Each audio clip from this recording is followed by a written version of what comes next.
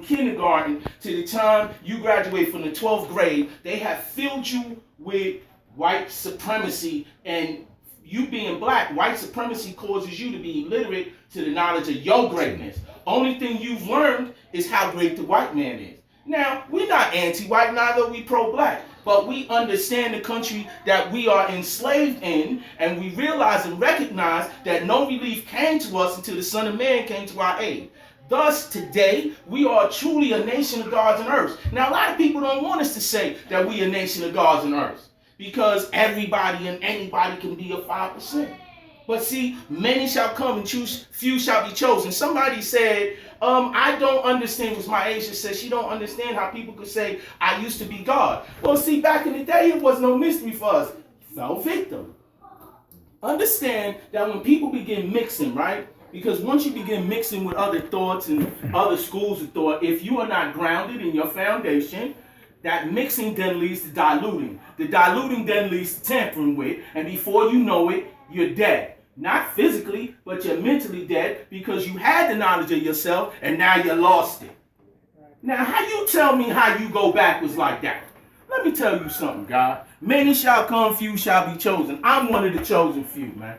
And I know a lot of brothers that's part of the chosen few, God. Because the chosen few is the one that choose themselves, God. That regardless of what they learned when they went through 1 to 12, regardless of what they learned when they opened up this Kemetic book, regardless of what they learned when they heard Joe blow down the block, they stayed foundated in the knowledge of God, right? So that when they wisdom, when they speak, or when people see them, they see a magnetic attracting power that can only come from a true and living God. So it's no more a mystery. Because when people see certain ones of us sitting in this room, they know that God is real. Why? What is the difference between the energy of a true and living God and a brother, you know what I'm saying, that is mixed and diluted and tempered with? Well, one of the differences is that the true and living God's energy can be shared. And when he shares the energy, he makes everybody around him better.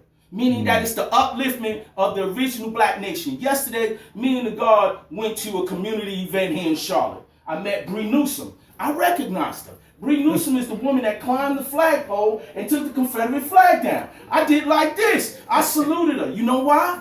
Because when she did it, and I seen it on the internet, that was words in action.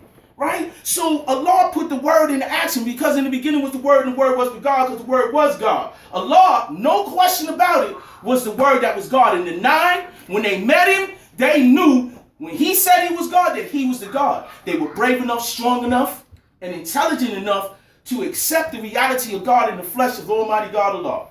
Allah was with us for power years, God. The power that he manifested, God, is so magnificent that now is power knowledge years later.